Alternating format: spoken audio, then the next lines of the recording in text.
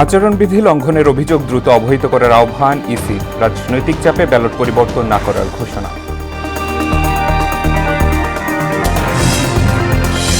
সুষ্ঠু নিরপেক্ষ নির্বাচনে সশস্ত্র বাহিনীকে সর্বোচ্চ সতর্ক থাকার নির্দেশ প্রধান উপদেষ্টার। মিরসরাইয়ে সামরিক শিল্পাঞ্চলের জায়গা নির্ধারণ। ধর্মকে ব্যবহার করে একটি দল নির্বাচনী আচরণবিধি লঙ্ঘন করছে অভিযোগ বিএনপি। ভোটে দুর্নীতিবাজদের লাল কার্ড দেখানোর আহ্বান জামায়াতের। এবং চানখারপুল হত্যাযোগ্য মামলায় সাবেক ডিএমপি কমিশনার হাবিব সহ ৩ জনের মৃত্যুদণ্ড, ৫ আসামির বিরুদ্ধে বিভিন্ন মেয়াদে সাজা।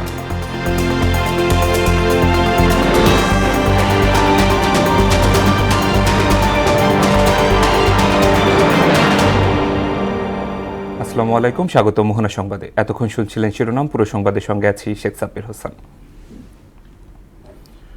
রাজনৈতিক দলের চাপে ইসি ব্যালট পরিবর্তনের সিদ্ধান্ত নেয়নি বলে জানিয়েছেন নির্বাচন কমিশনার আব্দুর রহমান এল মাসুদ। নির্বাচন কমিশনের আহ্বানে সাড়া দিয়ে বড় দুই রাজনৈতিক দল ইতিবাচক ভোটের সংস্কৃতির নজির রেখেছে বলেও তিনি উল্লেখ করেন। এদিকে সময়ক্ষেপণ না করে আচরণবিধি লঙ্ঘনের অভিযোগ রিটার্নিং কর্মকর্তাকে অবহিত করতে সংশ্লিষ্টদের আহ্বান জানিয়েছেন ইসি সচিব। এমআর আসাদের রিপোর্ট। জাতীয় সংসদ নির্বাচনে বিদেশি পর্যবেক্ষক, কূটনীতিক ও পোস্টাল ব্যালটের বিষয়ে কমিশনের সাংবাদিকদের ব্রিফ করেন ইসি সচিব আখতার আহমেদ। জানান, বিদেশে প্রবাসীদের আচরণবিধি ভঙ্গের দায় ব্যক্তিকে নিতে হবে, সময় লাগতে পারে পোস্টাল ভোট গণনায়। প্রতি ৩,০০০ ভোটারের জন্য আমরা একটা কেন্দ্র করেছি। ৪ লাখ যদি ভোটার হয়ে থাকে তাহলে ৩,০০০ গড়ে ৩,৩35 জন্য এতগুলো কেন্দ্র, ধরেন ১২০টা কেন্দ্র, তাহলে ১২০টা কেন্দ্রের যে পৃথকভাবে যে রেজাল্টটা হবে আর ১৬,০০০-এর জন্য পৃথকভাবে রেজাল্টটা করতে তো সময়ের বেশি লাগবে। আমি যদি বিদেশে থেকে আচরণবিধি লঙ্ঘন করি, আমি একজনের পক্ষে প্রচারণা করলাম, সেটা তো প্রচারণাটা একটা জিনিস আর আচরণবিধি ভঙ্গ করা একটা জিনিস। যে আচরণবিধির ভঙ্গটা হচ্ছে ব্যক্তির পর্যায়ে। পরে নিজ দপ্তরে সাংবাদিকদের সঙ্গে কথা বলেন নির্বাচন কমিশনার আব্দুর রহমান এল মাসুদ। ব্যালট পরিবর্তনে রাজনৈতিক দলের পরামর্শ কোনো চাপ নয় উল্লেখ করে বলেন, সুষ্ঠু নির্বাচনে জনগণ পছন্দের প্রার্থীকে ভোট দিতে পারবে বলে বিশ্বাস করে ইসি। কেউ যদি ঋণ খেলাপি বা অন্য কোনো অযোগ্যতা থাকা সত্ত্বেও নির্বাচনে পাশ করে যায়, তাহলে নির্বাচনের পরে নির্বাচন কমিশন স্ব-উদ্যোগে অথবা কোনো সংবাদের ভিত্তিতে তার বিরুদ্ধে ব্যবস্থা গ্রহণ করতে পারবে। রাজনৈতিক দলগুলো ইসির আহ্বানে ইতিবাচক সাড়া দিচ্ছে বলেও জানান ইসি মাসুদ। দুই দলের আমাদের নির্বাচন পক্ষ থেকে সাধুবাদ জানাই এবং আমরা মনে করি যে তারা পূর্ণভাবে আমাদেরকে, সব দলই পূর্ণভাবে সহযোগিতা করতেছেন, তাদের এবং তারা এবং আমরা একটা ভালো নির্বাচন করতে পারবো বলে আমরা খুব দৃঢ়ভাবে বিশ্বাস করি। নিবন্ধিত সব রাজনৈতিক দল সমান প্রচারণার সুযোগ পাচ্ছে বলেও জানান আব্দুর রহমান এল মাসুদ। প্রত্যেকের জন্য সমান সুযোগ আমরা সৃষ্টি করেছি এবং তাদের উপর কোনো বাধা, যেহেতু আইনি বাধা নেই, তারা নির্বিঘ্নে নির্বাচনে অংশগ্রহণ করতে পারবে। এমআর আসাদ, মোহনা সংবাদ, ঢাকা। সুষ্ঠু ও নিরপেক্ষ নির্বাচনে সশস্ত্র বাহিনীকে সর্বোচ্চ সতর্ক থাকার নির্দেশ দিয়েছেন প্রধান উপদেষ্টা অধ্যাপক ডক্টর মোহাম্মদ ইউনূস। চট্টগ্রামের মিরসরাই সামরিক শিল্পাঞ্চলের জন্য জায়গা নির্ধারণ করা হয়েছে। সোমবার প্রধান উপদেষ্টার সঙ্গে আলাদা দুটি বৈঠকে এসব সিদ্ধান্ত নেওয়া হয়। সুরাইয়া মুনির রিপোর্ট। নির্বাচন ও গণভোট নিয়ে সেনা সদর অডিটোরিয়ামে সশস্ত্র বাহিনীর ঊর্ধ্বতন কর্মকর্তাদের সঙ্গে মতবিনিময় করেন প্রধান উপদেষ্টা অধ্যাপক মোহাম্মদ ইউনূস। এতে দেশের সার্বিক পরিস্থিতি, আইন শৃঙ্খলা রক্ষা ও সশস্ত্র বাহিনীর সম্ভাব্য দায়িত্ব ও প্রস্তুতি নিয়ে আলোচনা হয়। এছাড়া তেজগাঁও প্রধান উপদেষ্টার কার্যালয়ে বাংলাদেশ অর্থনৈতিক অঞ্চল কর্তৃপক্ষ, বেজা ও বাংলাদেশ বিনিয়োগ উন্নয়ন কর্তৃপক্ষ বিডার সঙ্গে বৈঠক করেন প্রধান উপদেষ্টা। পরে বেজা ও বিডার নির্বাহী চেয়ারম্যান আশিক চৌধুরী জানান, সভায় চট্টগ্রামের 850 বিঘা জায়গা নির্ধারণ করার নীতিগত অনুমোদন দেওয়া হয়েছে। এছাড়া 30 সালের মধ্যে সরকার মহেশখালীতে গভীর সমুদ্র বন্দর চালু করার চেষ্টা করছে বলেও জানান তিনি। মিরসরাইতে আমরা প্রায় 850 একর জমিকে আজকে থেকে ইয়ারমার্ক করছি। নীতিগত সিদ্ধান্ত হয়েছে যে আমরা মাস্টার প্ল্যানে এটাকে ইনক্লুড করব, যেটা আসলে ডিফেন্স ইন্ডাস্ট্রিয়াল জোন হিসেবে এখন থেকে ইয়ারমার্ক হবে। প্রবাসী বাংলাদেশিরা যাতে দেশে সরাসরি বিদেশি বিনিয়োগ এফডিআই আনতে পারে, তাদেরকে 1.2% হারে কমিশন দেওয়া হবে বলেও জানান তিনি। ওনারা যদি বাংলাদেশে বিনিয়োগটা নিয়ে আসতে পারেন, তাহলে ওই ইকুইটির একটা পার্সেন্টেজ আমরা আবার সরকার থেকে ওনাদেরকে দিব। ঠিক যেভাবে রেমিটেন্স আসলে আমরা ক্যাশব্যাক দিই, ঠিক সেম স্ট্রাকচারে ইনভেস্টমেন্ট নিয়ে আসলে ওনারা একটা ক্যাশব্যাক পাবেন। খুব সিম্পলি পুট হচ্ছে এই হচ্ছে স্ট্রাকচার। 2025 থেকে 2030 সালের মধ্যে আমরা কি কি করব সেটার একটা প্রাইমারি কনফার্মেশন নেওয়া হয়েছে। তো এই আগামী 5 বছরে আমাদের একটা বড় ফোকাস থাকবে ডিপ সি পোর্টটাকে ভালোভাবে চালু করা। এ সময় প্রধান উপদেষ্টা প্রেস সচিব শফিকুল আলম জানান, অবাধ, সুষ্ঠু ও নিরপেক্ষ নির্বাচনে প্রধান উপদেষ্টা সশস্ত্র বাহিনীকে সর্বোচ্চ সতর্কতার নির্দেশ দিয়েছেন। এই সংবেদনশীল সময়ে একটি অবাধ, সুষ্ঠু, নিরপেক্ষ, উৎসবমুখর নির্বাচন পরিবেশ নিশ্চিত করতে বাংলাদেশের সশস্ত্র বাহিনীর ভূমিকা অত্যন্ত গুরুত্বপূর্ণ উনি বলেছেন। এই নির্বাচন অতীতের সব নির্বাচন থেকে গুরুত্বপূর্ণ বলেও জানান তিনি। এই নির্বাচনের গুরুত্ব অতীতের যে কোনো সময়ের চেয়ে অনেক বেশি গুরুত্বপূর্ণ। সুরাইয়া মুন্নি, মোহনা সংবাদ, ঢাকা। নির্বাচন সহ অভ্যন্তরীণ বিষয়ে বিদেশিরা হস্তক্ষেপ করবে না বলে মন্তব্য করলেন বিএনপির নির্বাচন পরিচালনা কমিটির মুখপাত্র মাহদি আমিন। সোমবার সকালে গুলশানে সংবাদ সম্মেলনে তিনি একথা বলেন। আর দেশ এবং জনগণের আমানত রক্ষায় বিএনপি অঙ্গীকারাবদ্ধ বলে জানান মির্জা ফখরুল ইসলাম আলমগীর। তানজিদ ভুঁইয়ার প্রতিবেদন।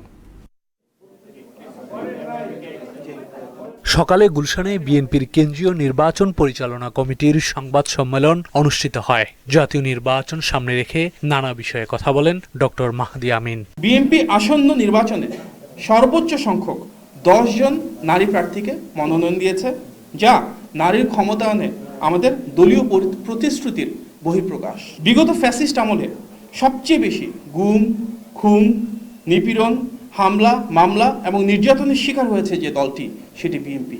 এ সময় ধর্মের অপব্যাখ্যা দিয়ে নির্বাচনী প্রচারণায় সুস্পষ্ট আচরণবিধি লঙ্ঘন করা হচ্ছে বলে জানান মাহদি আমিন। একটি নির্দিষ্ট রাজনৈতিক দলের প্রার্থীরা এবং তাদের বিভিন্ন পর্যায়ের নেতা কর্মী ও সমর্থকেরা ধর্মীয় অনুভূতির অপব্যবহার করে নির্বাচনী প্রচারণা চালাচ্ছেন।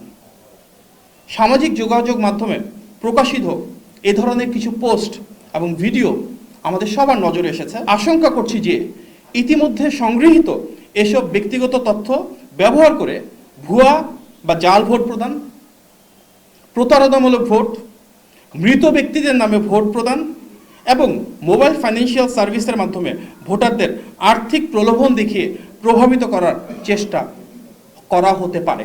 এ সময় সাংবাদিকদের এক প্রশ্নের জবাবে মাহদি আমিন প্রত্যাশা জানান, নির্বাচন সহ অন্যান্য বিষয়ে বিদেশি রাষ্ট্রগুলো হস্তক্ষেপ করবে না। আমরা বিশ্বাস রাখতে চাই গণতান্ত্রিক বিশ্ব সেই সম্মানবোধটাকে ধরে রেখেই বাংলাদেশের অর্থনৈতিক এবং অভ্যন্তরীণ যে বিষয়গুলো রয়েছে, যে নির্বাচনী প্রক্রিয়া রয়েছে, গণতান্ত্রিক অভিযাত্রা রয়েছে, সেটাকে সম্পূর্ণ স্বাধীন এবং সার্বভৌমত্ব বজায় রেখে কাজ করতে সেভাবে অনুপ্রাণিত করবে। বিএনপি চেয়ারম্যান তারেক রহমানের সারা দেশে সফরের মাধ্যমে দলটির অবস্থান সুদৃঢ় হবে বলে জানান মিডিয়া সেলের আহ্বায়ক।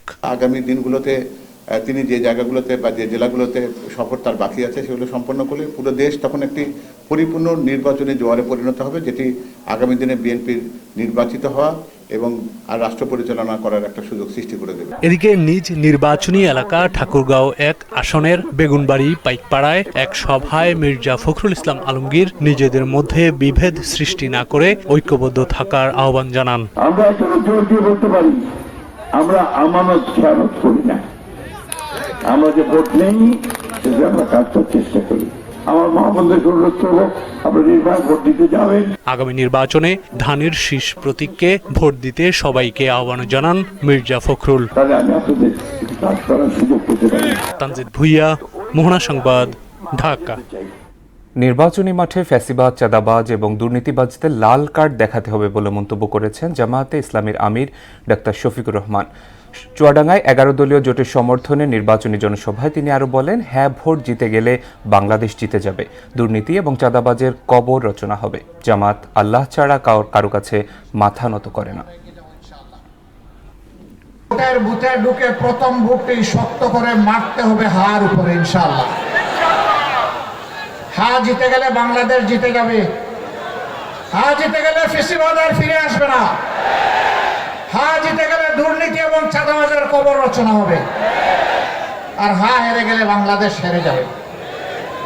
আমরা সেদিন আল্লাহর দরবারে দোয়া করি, আল্লাহ যেন হ্যাঁ জিতে যাওয়ার ব্যবস্থা করেন বিপুল ব্যবধানে। এর আগে দুপুরে জামাতকে বিজয়ী করলে ইনসাফ ভিত্তিক সমাজ গঠন করা হবে বলে মন্তব্য করেন দলটির আমির ডাক্তার শফিকুর রহমান। মেহেরপুর নির্বাচনী জনসভায় একথা বলেন তিনি। এদিকে সকালে কুষ্টিয়ার শহীদ আবরার ফাহাদ স্টেডিয়ামে নির্বাচনী সমাবেশে তিনি বলেন, জামাত ক্ষমতায় গেলে দেশে উন্নয়নের বিপ্লব ঘটবে।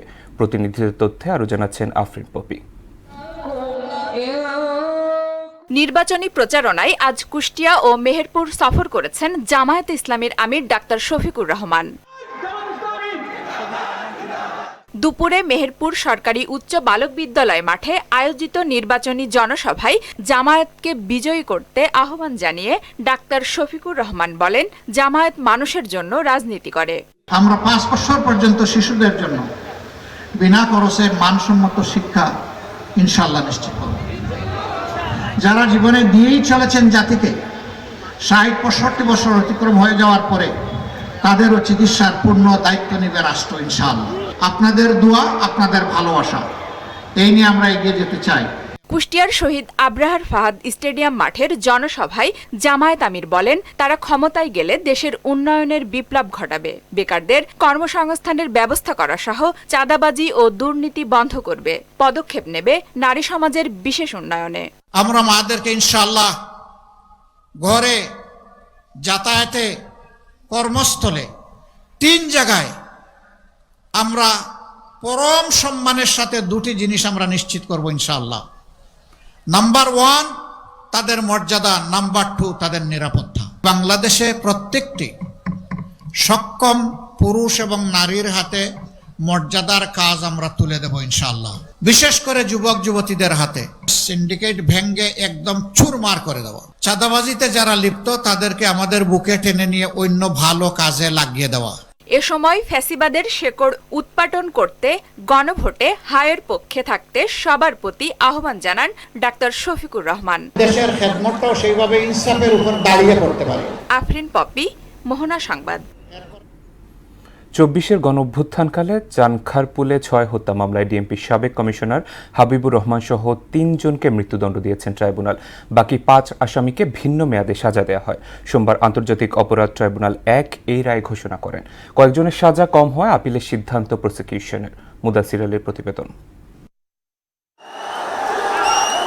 2024 সালের 5 আগস্ট শেখ হাসিনার পতনের দিনে মার্চ টু ঢাকা কর্মসূচিতে রাজধানীর চানখারপুলে পুলিশের গুলিতে আনাস, জুনায়েদ, ইয়াকুব, রাকিব, ইসমামুল ও মানিক নিহতের মামলায় অবশেষে রায় ঘোষণা করা হলো। ডিএমপির সাবেক কমিশনার হাবিবুর রহমান, সাবেক যুগ্ম কমিশনার সুদীপ কুমার চক্রবর্তী, রমনা জোনের সাবেক অতিরিক্ত উপকমিশনার শাহ আলম, মোহাম্মদ আখতারুল ইসলামকে মৃত্যুদণ্ড দিয়েছেন আন্তর্জাতিক অপরাধ ট্রাইব্যুনাল। ট্রাইব্যুনাল 1-এর চেয়ারম্যান বিচারপতি গোলাম মর্তুজা মজুমদারের নেতৃত্বাধীন 3 সদস্যের বিচারিক প্যানেল এর রায় দেন। মৃত্যুদণ্ড দেয়া আসামিদের সবাই পলাতক। এছাড়া রমনা অঞ্চলের সাবেক সহকারী কমিশনার মোহাম্মদ ইমরুলকে 6 বছর, শাহবাগ থানার পরিদর্শক আরশাদ হোসেনকে 4 এবং কনস্টেবল সুজন মিয়া, ইমাজ হোসেন ইমন ও নাসিরুল ইসলামকে 3 বছর করে কারাদণ্ড দেন ট্রাইব্যুনাল। এদের মধ্যে ইমরুল পলাতক, বাকিদের ট্রাইব্যুনালে হাজির করা হয়। মৃত্যুদণ্ড পাওয়া 3 জনই চানখারপুল হত্যাযজ্ঞের নির্দেশদাতা। আদালতেই তা প্রমাণিত। তবে আজ্ঞাবহ 5 আসামির সাজা কম হওয়ায় অসন্তোষ জানিয়েছে প্রসিকিউশন। এর বিরুদ্ধে আপিল করবে তারা। এই আসামিরা তারা প্রকাশ্যে গুলি করেছিল, সেটা প্রমাণিত হয়েছে। এরপরে তাদেরকে যে সাজা দেওয়া হয়েছে আমরা মনে করি এটা ন্যায়সঙ্গত হয়নি। কম সাজা যেটা দেওয়া হয়েছে সেই অংশটুকুর বিরুদ্ধে প্রসিকিউশনের পক্ষ থেকে আমরা আপিল করব। এ রায়ে সন্তুষ্ট নয় শহীদ পরিবারের সদস্যরাও। সব প্রমাণ সাবমিট করার পরেও যদি তার 3 বছরের রায় হয়, ভবিষ্যতে এভাবে মানুষ কি হবে, আরো হবে যে কি হবে, মারবো 3 বছর সাজা হবে, তারপর শেষ। যে জায়গায় প্রকাশে সারা বাংলাদেশের মানুষ দেখা সত্ত্বেও একজন খুনিকে সাধারণ 3 বছর সাজা, আপনারাই বলেন যে এটা কি কোনো সাজা হলো? আমরা তীব্র নিন্দা জানাই। একটা মাত্র ছেলে আমার এই ছেলের রায়টা আমি শুনে সন্তুষ্ট হই নাই। এদিকে গ্রেপ্তার থাকা আসামিদের আইনজীবীরা এ রায়ে ক্ষোভ প্রকাশ করেছেন। এখানে যে বিষয়টা সেখানে হচ্ছে এরা তাদের আইনের কাঠামোর মধ্যে থেকে তারা তাদের ঊর্ধ্বতন সুপিরিয়র কর্তৃপক্ষের আদেশ অনুযায়ী ঘটনাস্থলে তারা আইন শৃঙ্খলা রক্ষার জন্য তারা সিআরপিসি বা পেনাল কোড অনুযায়ী দায়িত্ব পালন করেছে। তাই এখানে আসামিদের যে সাজাগুলো প্রদান করেছে এখানে আমরা সংক্ষুব্ধ। আসলে যে উপস্থাপিত যে সাক্ষী তারা কেউই প্রত্যক্ষদর্শী ঘটনার প্রত্যক্ষদর্শী সাক্ষী ছিলেন না এবং তারা কোনো কিছু দেখেন নাই। তো এই মামলাটা শুধু আমি বলবো যে এটা কেস অফ নো এভিডেন্স। রায়ে গণমাধ্যমের ফুটেজ ও সাক্ষ্যদাতাদের বয়ান বিশ্লেষণ করা হয়েছে বলে জানান ট্রাইব্যুনাল। মুদাসসির আলী, মোহনা সংবাদ, ঢাকা। ঢাকা ৮ আসনের বিএনপির প্রার্থী ও দলের স্থায়ী কমিটির সদস্য মির্জা আব্বাস বলেছেন, আগামী ১২ তারিখের ভোট দেশের জন্য গুরুত্বপূর্ণ। ভোটাধিকার রক্ষায় জনগণকে এগিয়ে আসতে হবে। বিকেলে শাহবাগ থানা ৩৭ নম্বর ওয়ার্ডে গণসংযোগ এবং বিআইডব্লিউটিসি শ্রমিক দলের আয়োজিত নির্বাচনী মতবিনিময় সভায় তিনি এসব কথা বলেন। পরে তিনি ২১ নম্বর ওয়ার্ডে গণসংযোগ করেন। আপনারা আমাকে একটা ভোট দেবেন, ভাই বোন মিলে, স্ত্রী পুত্র কন্যা সন্তান যা আছে, ছেলে মেয়ে যারা ভোটার হয়েছেন, বিশেষ করে যারা নতুন ভোটার হয়েছেন, তাদের প্রথম ভোটটা দয়া করে তোমরা যদি আমাকে দাও, আমি কৃতজ্ঞ থাকবো, খুশি হব এবং তোমাদের সঙ্গে মিলেমিশে আমি কাজ করার চেষ্টা করব। আমাদের সুযোগ এসেছে, আমরা এই ভোটের মাধ্যমে দেশনেত্রী বেগম খালেদা জিয়ার প্রতি যে আমাদের ঋণ কিছুটা হলেও যেন আমরা শোধ দিতে পারি। রাজনৈতিক দলগুলো নির্বাচনের মাঠে দেয়া প্রতিশ্রুতি ক্ষমতায় গেলে বাস্তবায়ন করা সম্ভব হবে না বলে জানিয়েছেন হিজবুত তৌহিদের ইমাম হুসেইন মোহাম্মদ সেলিম। সোমবার রাজধানী বসুন্ধরায় আইসিসিবি কনভেনশন হলরুমে সংগঠনের ৩১তম প্রতিষ্ঠাবার্ষিকীতে যোগ দিয়ে তিনি একথা বলেন। এ সময় তিনি আরও বলেন, মানবরচিত ব্যবস্থার মাধ্যমে সমাজে প্রকৃত ন্যায় বিচার ও শান্তি প্রতিষ্ঠা করা অসম্ভব। স্বাধীনতার ৫৪ বছরে রাজনৈতিক দলগুলোর পালাবদলে ১২ নির্বাচন অনুষ্ঠিত হয়েছে দেশে, কিন্তু মানুষ কোনো অবস্থাতেই শান্তি পায়নি বলে অভিযোগ করেন তিনি। দেশে প্রবাসীদের পাঠানো রেমিটেন্স আরও দ্রুত সহজে পৌঁছে দিতে মোবাইল ফাইন্যান্সিয়াল সার্ভিস প্রদানকারী প্রতিষ্ঠান নগদের সঙ্গে চুক্তি করেছে শাহজালাল ইসলামী ব্যাংক পিএলসি। চুক্তির আওতায় বিদেশ থেকে পাঠানো রেমিটেন্স শাহজালাল ইসলামী ব্যাংকের পক্ষে নগদ সরাসরি সুবিধাভোগীদের মোবাইল ওয়ালেটে পৌঁছে দেবে। এতে প্রবাসীরা আন্তর্জাতিক exchange house, money transfer operator কিংবা ব্যাংকের মাধ্যমে অর্থ পাঠাতে পারবেন। দেশের প্রত্যন্ত অঞ্চল সহ যে কোনো স্থান থেকে উপকারভোগীরা ২৪ ঘন্টায় অর্থ গ্রহণ ও ব্যবহার করতে পারবেন।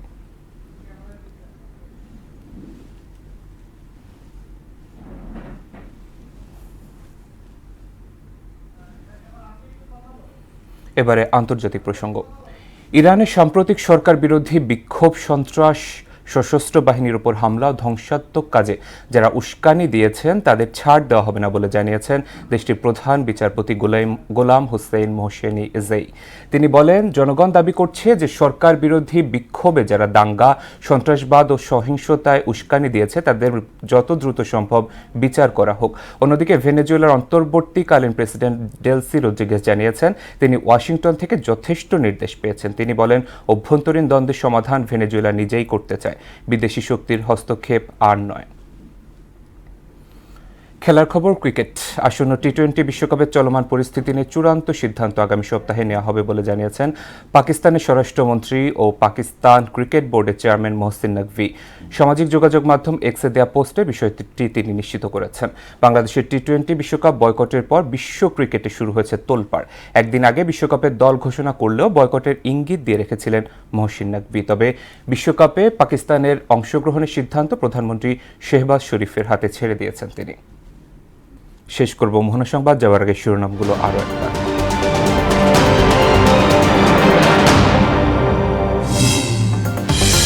আচরণবিধি লঙ্ঘনের অভিযোগ দ্রুত অবহিত করার আহ্বান ইসি। রাজনৈতিক চাপে ব্যালট পরিবর্তন না করার ঘোষণা। সুষ্ঠু নিরপেক্ষ নির্বাচনে সশস্ত্র বাহিনীকে সর্বোচ্চ সতর্ক থাকার নির্দেশ প্রধান উপদেষ্টার। মিরসরাইয়ে সামরিক শিল্পাঞ্চলের জায়গা নির্ধারণ। ধর্মকে ব্যবহার করে একটি দল নির্বাচনে আচরণবিধি লঙ্ঘন করছে অভিযোগ বিএনপির। ভোটে দুর্নীতিবাজদের লাল কার্ড দেখানোর আহ্বান জামায়াতের। এবং চানখারপুল হত্যাযজ্ঞ মামলায় সাবেক ডিএমপি কমিশনার হাবিব সহ ৩ জনের মৃত্যুদণ্ড, ৫ আসামির বিভিন্ন মেয়াদী সাজা।